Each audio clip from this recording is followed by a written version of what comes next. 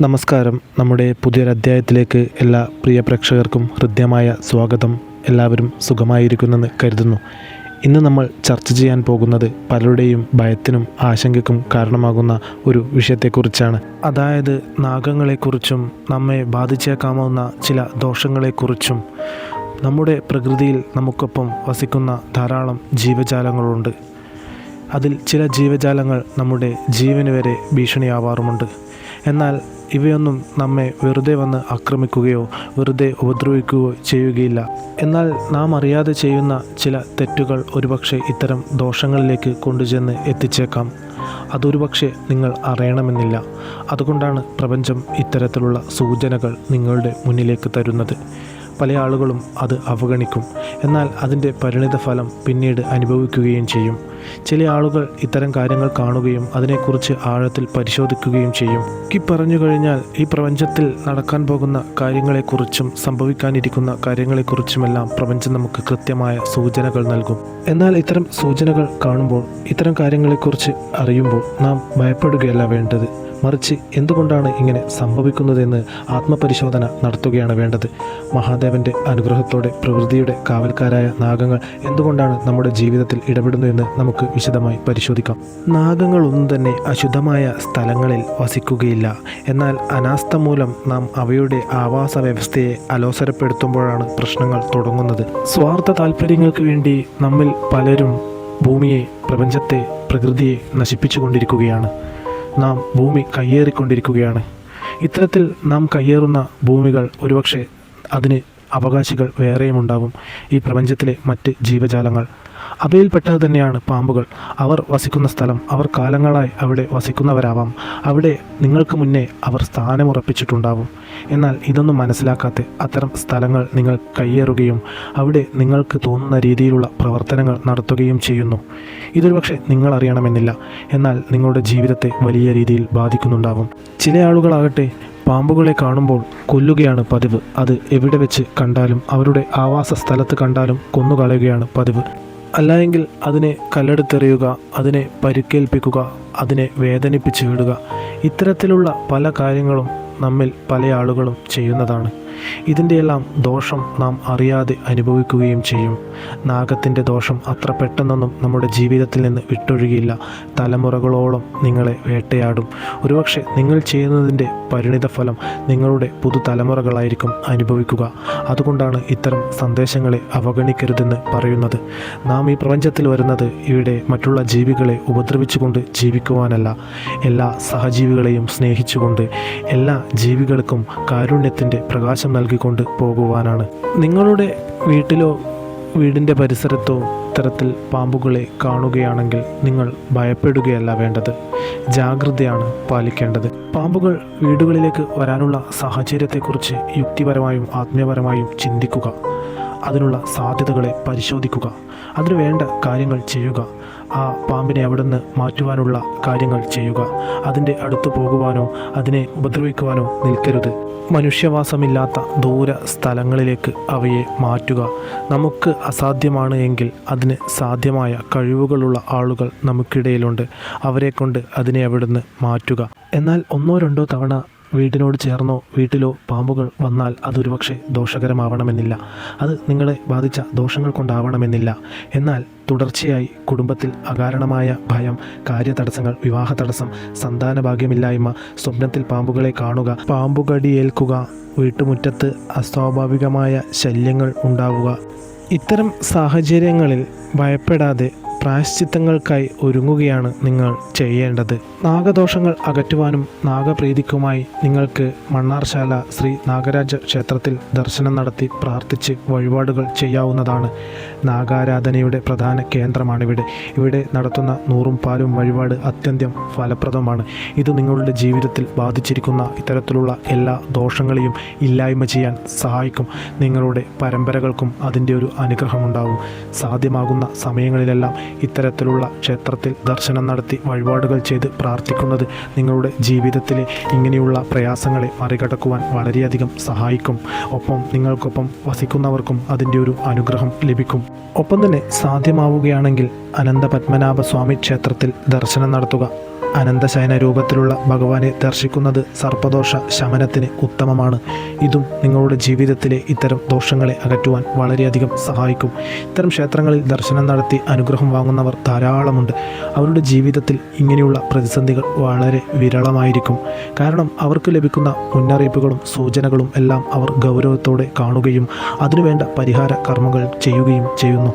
നിങ്ങൾക്കും നിങ്ങളുടെ കുടുംബാംഗങ്ങൾക്കും വലിയ രീതിയിലുള്ള ദോഷങ്ങൾ ഉണ്ടോ എന്ന് പരിശോധിച്ച് സർപ്പബലി പോലുള്ള പൂജാ വഴിപാടുകൾ ചെയ്യുക.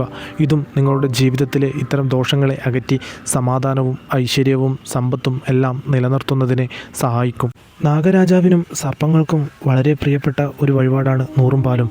ഈ ഒരു വഴിപാട് നടത്തുന്നതും നിങ്ങളുടെ ജീവിതത്തിൽ ഐശ്വര്യവും സമാധാനവും എല്ലാം വർദ്ധിപ്പിക്കുന്നതിന് വളരെയധികം സഹായിക്കും. നിങ്ങളെ ബാധിച്ചിരിക്കുന്ന ദോഷങ്ങളെല്ലാം ഇല്ലാതാവുവാൻ ഇത് വളരെ ഗുണം ചെയ്യുന്ന ഒരു വഴിപാട് തന്നെയാണ്. കൂടാതെ എല്ലാ മാസവും ആയില്യനാളിൽ നാഗക്ഷേത്രങ്ങളിൽ ദർശനം നടത്തി വഴിപാടുകൾ ചെയ്ത് പ്രാർത്ഥിക്കുക. ഇത് നിങ്ങൾ പതിവാക്കുന്നത് നിങ്ങളുടെ ജീവിതത്തിൽ ഇത്തരം ബുദ്ധിമുട്ടുകൾ ഒഴിവാകും.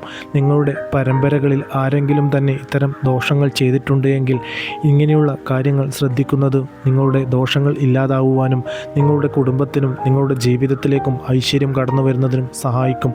നിങ്ങൾ വളരെയധികം ശ്രദ്ധിക്കേണ്ട മറ്റൊരു കാര്യമാണ് നമ്മുടെ വീടിൻ്റെ ഈശാനകോൺ, അതായത് വടക്ക് കിഴക്ക് ഭാഗം എപ്പോഴും വൃത്തിയായി സൂക്ഷിക്കുക.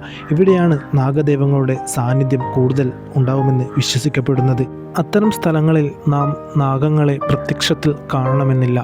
എന്നാൽ നാം ആ സ്ഥലങ്ങൾ നമ്മുടെ വീടിൻ്റെ പ്രധാനപ്പെട്ട ഇത്തരം ഭാഗങ്ങൾ വൃത്തിയില്ലാതെ സൂക്ഷിക്കുന്നത് നാഗങ്ങളുടെ കോപത്തിന് കാരണമാവും.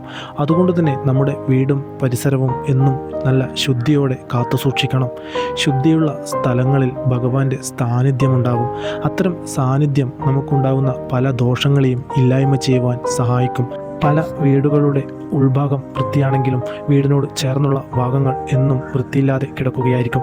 ഇത്തരം സാഹചര്യങ്ങളിൽ ഇത്തരം സ്ഥലങ്ങളിൽ ദൈവികമായ ചൈതന്യം ഉണ്ടാവുകയില്ല. അതുകൊണ്ടാണ് പറയുന്നത് വീട് മാത്രമല്ല വീടിൻ്റെ പരിസരവും നാം നല്ല വൃത്തിയായി സൂക്ഷിക്കണം.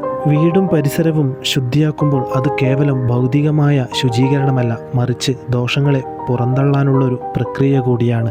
അതുകൊണ്ട് ഇത്തരം കാര്യങ്ങൾ ശ്രദ്ധിക്കുന്ന വീടുകളിൽ വളരെയധികം ഈശ്വര ചൈതന്യവും ഐശ്വര്യവും നിറഞ്ഞു നിൽക്കുന്ന വീടുകളായിരിക്കും.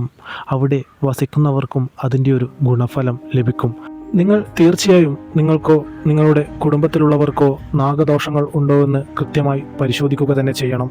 അല്ലാതെ ജീവിതത്തിലേക്ക് പല രീതിയിലുള്ള ബുദ്ധിമുട്ടുകളും അപകടങ്ങളും സംഭവിക്കുന്നതുവരെ കാത്തിരിക്കണമെന്നില്ല. നമ്മുടെ പൂർവികന്മാർ ചെയ്തതോ നമ്മുടെ ഇടയിൽപ്പെട്ട ആളുകളോ ചെയ്ത ചില ദോഷങ്ങളായിരിക്കും ഒരുപക്ഷെ നമ്മെ വേട്ടയാടുന്നത്. അത് നമ്മുടെ ജീവിതത്തിലെ സമാധാനവും സന്തോഷവും എല്ലാം ഇല്ലാതാക്കും. നമ്മുടെ നിത്യജീവിതത്തിൽ കടന്നുവരുന്ന ഇത്തരം ദൈവികമായ സൂചനകളും മറ്റ് ലക്ഷണങ്ങളും കണക്കിലെടുത്താൽ നമുക്ക് തന്നെ മനസ്സിലാക്കാൻ സാധിക്കും നാഗസംബന്ധമായ ദോഷങ്ങൾ നമുക്കുണ്ടോ എന്ന്. അത്തരത്തിലുള്ള ദോഷങ്ങളുണ്ടെങ്കിൽ നമുക്ക് കാണാൻ കഴിയുന്ന ചില ലക്ഷണങ്ങളെക്കുറിച്ച് നാം നേരത്തെ പരാമർശിച്ചിട്ടുണ്ട്. കുടുംബത്തിൽ തുടർച്ചയായി അകാരണമായ ഭയം, കാര്യതടസ്സങ്ങൾ, വിവാഹ തടസ്സം, സന്താന ഭാഗ്യമില്ലായ്മ, സ്വപ്നത്തിൽ പാമ്പുകളെ കാണുക, ഭവനത്തിലുള്ളവർക്ക് പാമ്പുകടിയേൽക്കുക, അല്ലെങ്കിൽ വീട്ടുമുറ്റത്ത് അസ്വാഭാവികമായ ശല്യങ്ങൾ ഉണ്ടാവുക. ഇത്തരത്തിലുള്ള ലക്ഷണങ്ങൾ നിങ്ങളുടെ ജീവിതത്തിൽ ഉണ്ടെങ്കിൽ തീർച്ചയായും നിങ്ങൾ അതിനെക്കുറിച്ച് പരിശോധിക്കുകയും അതിനുവേണ്ട മുൻകരുതലുകൾ എടുക്കുകയും ചെയ്യണം. നിങ്ങളൊരു കാര്യം ഓർക്കുക, ഈ ഒരു സന്ദേശം നിങ്ങളിൽ എത്തിയത് ഭഗവാന്റെ അനുഗ്രഹം കൊണ്ടാണ്. മഹാദേവൻ സർപ്പങ്ങളെ ആഭരണമായി അണിഞ്ഞവനാണ്. സർപ്പങ്ങളെ ഭയപ്പെടേണ്ടവയല്ല, മറിച്ച് പ്രകൃതിയുടെ ഭാഗമായി കരുതി സംരക്ഷിക്കേണ്ടവയാണ്. വീട് വൃത്തിയാക്കി മനസ്സിൽ ഭക്തിയായി പ്രകൃതിയെ സ്നേഹിച്ചാൽ ഒരു നാഗവും നിങ്ങളെ ഉപദ്രവിക്കുകയില്ല. ഈ സന്ദേശങ്ങൾ കേൾക്കുന്നവരെല്ലാം തന്നെ ഭഗവാന് വളരെ പ്രിയപ്പെട്ടവർ തന്നെയാണ്. അതുകൊണ്ട് തന്നെയാണ് പല കാര്യങ്ങൾക്കിടയിലും ഇത്തരം സന്ദേശങ്ങൾ നിങ്ങൾക്ക് മുന്നിൽ എത്തുന്നതും അത് നിങ്ങൾക്ക് കാണുവാൻ സാധിക്കുന്നതും. അതിനുള്ള സമയം പോലും നിങ്ങൾക്കുണ്ടാവുന്നതും ഭഗവാന്റെ അനുഗ്രഹം കൊണ്ട് തന്നെയാണ്. ഇതെല്ലാം അവഗണിക്കുന്നവർക്ക് വലിയ തിരിച്ചടികൾ തന്നെ നേരിടേണ്ടി വരും. ജീവിതത്തിൽ വലിയ നേട്ടങ്ങളും ഉയർച്ചകളും ഉള്ളവർ തന്നെയായിരിക്കും. എന്നാൽ ജീവിതത്തിൽ സംഭവിക്കുന്ന ചില ദോഷങ്ങൾ ഒറ്റ നിമിഷം കൊണ്ട് എല്ലാം തകിടം മറിക്കും. ജീവിതത്തിലെ സമാധാനവും സന്തോഷവും ഐശ്വര്യവും എല്ലാം ഇല്ലാതാക്കും.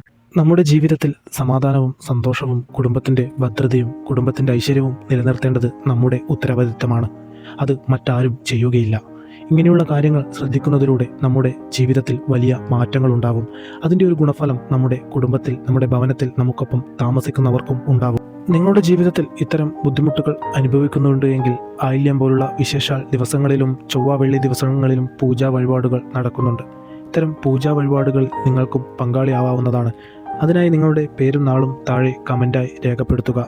ഇത്തരം പൂജാ വഴിപാടുകൾ നിങ്ങളെ ബാധിച്ചിരിക്കുന്ന എല്ലാ നെഗറ്റീവ് ഊർജ്ജത്തെയും ദോഷങ്ങളെയും ഇല്ലാതാക്കി ജീവിതത്തിൽ സമാധാനവും ഐശ്വര്യവും സമ്പത്തും സന്തോഷവും നിലനിർത്തുന്നതിന് വളരെയധികം സഹായിക്കും. എന്നത്തെയും പോലെ നിങ്ങളുടെ വിലയേറിയ ലൈക്കുകൾ ചെയ്യുന്നതോടൊപ്പം ഈ ഒരു അധ്യായം ഇത്തരം ബുദ്ധിമുട്ടുകൾ അനുഭവിക്കുന്നവർ നമുക്കിടയിൽ ധാരാളമുണ്ട്. നമ്മുടെ ബന്ധുമിത്രാദികളിലും സുഹൃത്തുക്കളിലുമെല്ലാം ഇത്തരത്തിലുള്ള പല ദോഷങ്ങൾ അനുഭവിക്കുന്നവരുണ്ട്. അവരിലേക്ക് ഈ ഒരു അധ്യായം ഷെയർ ചെയ്യുക. നിങ്ങളിലൂടെ അവർക്ക് നമ്മുടെ പൂജാ വഴിപാടുകളിൽ പങ്കാളിയാവുവാനും അവരുടെ ജീവിതത്തിൽ ബാധിച്ചിരിക്കുന്ന ഇത്തരം ദോഷങ്ങളെ ഇല്ലാതാക്കുവാനും സന്തോഷവും സമാധാനവും നിറഞ്ഞ ജീവിതം അവർക്ക് ലഭിക്കുന്നു. നിങ്ങളുടെ നിസ്വാർത്ഥമായ പ്രവർത്തനവും നിഷ്കളങ്കമായ മനസ്സും തന്നെയാണ് ഈ പ്രപഞ്ചം നിങ്ങളെ ഉയരങ്ങളിൽ എത്തിക്കുന്നത്. പ്രിയപ്പെട്ടവരെ, നിങ്ങളുടെ കുടുംബത്തെ ബാധിച്ചിരിക്കുന്ന ദോഷങ്ങളെ അകറ്റാൻ നിങ്ങൾ ഇങ്ങനെയുള്ള കാര്യങ്ങൾ ശ്രദ്ധിക്കുന്നതോടൊപ്പം നിങ്ങളുടെ കുലദേവതയെ മറന്നുപോകാൻ പാടുള്ളതല്ല. നിങ്ങളുടെ കുലദേവതയെ നിങ്ങൾ രാത്രി ഉറങ്ങുമ്പോഴും രാവിലെ ഉണരുമ്പോഴും മനസ്സിൽ ധ്യാനിക്കുക. ഒപ്പം നിങ്ങൾ വിശ്വസിക്കുന്ന ആ പ്രപഞ്ചശക്തിയെയും മനസ്സിൽ ധ്യാനിക്കുക. നിങ്ങൾക്ക് സാധ്യമാകുന്ന സമയങ്ങളിൽ നിങ്ങളുടെ തറവാട് ക്ഷേത്രത്തിൽ ദർശനം നടത്തി വഴിപാടുകൾ ചെയ്ത് പ്രാർത്ഥിക്കുക. വർഷത്തിൽ ഒരു തവണയെങ്കിലും നിങ്ങൾ നിങ്ങളുടെ കുടുംബക്ഷേത്രത്തിൽ ദർശനം നടത്തിയിരിക്കണം. ഇത് നിങ്ങളുടെ ജീവിതത്തിൽ ഐശ്വര്യവും സമാധാനവും വർദ്ധിപ്പിക്കുന്നതിന് മറ്റൊരു കാരണമാവും. അതുകൊണ്ട് ഈ ഒരു കാര്യം കൂടി നിങ്ങൾ വളരെയധികം ശ്രദ്ധിക്കേണ്ടതുണ്ട്. ഇങ്ങനെയുള്ള ദൈവികമായ ദോഷങ്ങൾക്കൊപ്പം നിത്യേന മറ്റു പല നെഗറ്റീവ് ഊർജ്ജവും നമ്മെ ബാധിക്കും. അതായത് വ്യക്തികളിൽ നിന്ന് വരുന്ന കണ്ണേറ്, പ്രാക്ക്, ശത്രുദോഷം പോലുള്ള ധാരാളം ബുദ്ധിമുട്ടുകൾ നമുക്ക് നിത്യേന ഉണ്ടാവുന്നുണ്ട്. അതോടൊപ്പം ദൈവികമായ ദോഷങ്ങളും സംഭവിക്കുമ്പോൾ നാം വലിയ അപകടങ്ങളിൽ ചെന്നു ചാടുന്നു.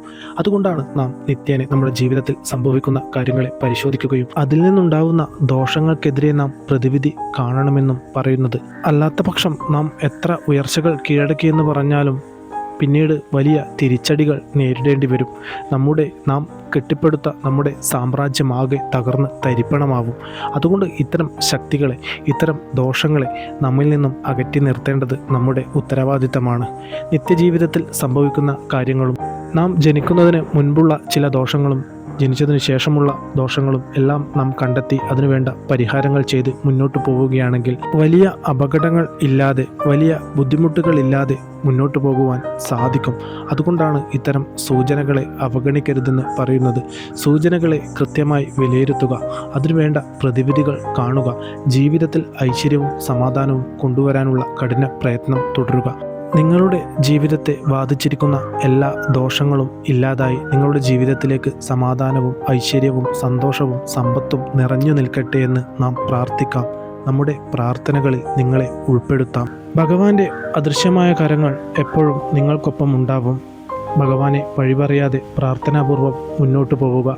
ഈ ഒരു അധ്യായം കേൾക്കുന്ന എല്ലാവരും ഓം നമഃ ശിവായ എന്ന് കമൻറ്റായി രേഖപ്പെടുത്തുക. ഇത്തരം വിശ്വാസ സംബന്ധമായ അറിവുകൾ നിങ്ങളിലേക്ക് എത്തുന്നതിന് ഈ ചാനൽ പിന്തുടരുക.